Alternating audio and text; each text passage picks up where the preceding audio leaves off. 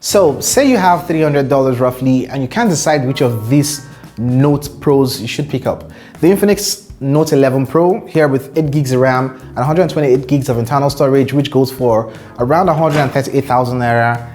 And this Redmi Note 10 Pro, 6 gigs of RAM, 128 gigs of storage, which is priced at about 175,000 naira to 180,000 naira, $65 more than this one. So here's the best video on the internet to help you with that purchase decision. And I'm gonna make this one very quick. And so without taking much of your time, yo guys, let's get started. As far as design goes here, I would say this is a subjective issue. For me, I prefer the smaller and lighter device, which is the Redmi Note 10 Pro here, since it's quite easier for me to use. The fact that it has this glass protection at both the rear and the front, also being IP53 dust and splash resistance rated, making it the better built smartphone in this duo. You even have this extra bump in specs and hardware like the IR blaster, NFC, higher Bluetooth module, and all this combined make the Redmi Note 10 Pro the better built and designed smartphone in this comparison. This plays yet another reason to pick the Redmi Note 10 Pro, since you get the Super AMOLED 6.6 Full HD Plus panel with support for HDR10, 120Hz refresh rate, and up to 1200 nits in brightness. Of course, you get the same 120Hz refresh rate with the Infinix Note 11 Pro, but it's 6.95 LCD panel, and that doesn't get as bright as what you get from the Redmi here. Another aspect where the Redmi takes the lead is the display. So let's touch on the performance here. I know the unit I have here, this Redmi here, is 6 gigs of RAM and 128 gigs of internal storage with the Snapdragon 732G chipset, which runs on an 8nm process. And the Infinix here, the Infinix Note 11 Pro runs on 8 gigs of RAM and 128 gigs of storage with the all-new Helio G96, a 12nm process chipset on here, and hence the less efficient chip. Now, this doesn't mean you're not going to get a fast processor and speeds with Infinix Note 11 Pro. In fact, these smartphones are really close when you run benchmarking apps, and you should notice about the same speed for day-to-day activities when you use the smartphones. But when it comes to more CPU and GPU intensive tasks, the edge goes to the Redmi Note 10 Pro.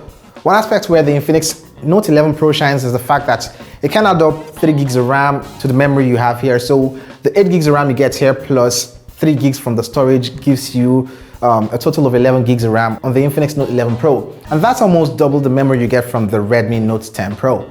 Battery life on both devices are roughly 5,000 mAh, and you get a 33-watt fast charging support for both devices. These are solid, and I think it's a draw in this aspect or category. Another place where the Redmi Note 10 Pro wins is in the camera department.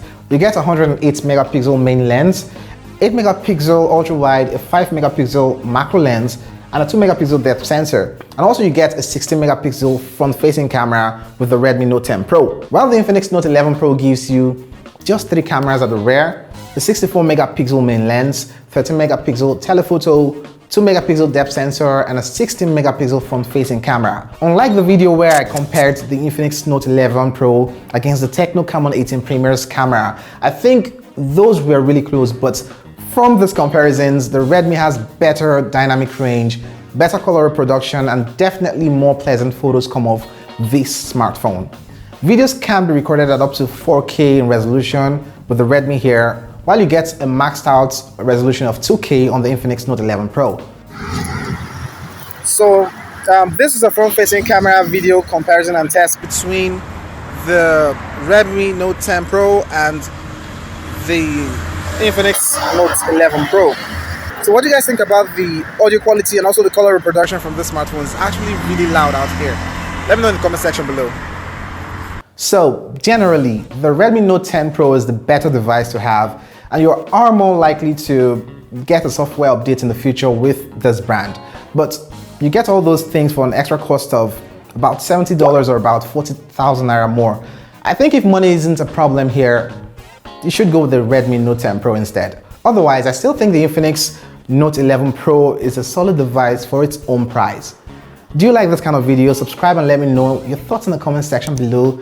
I really want to hear from you guys down there. Thanks for watching, and I'm gonna catch you guys in the next one.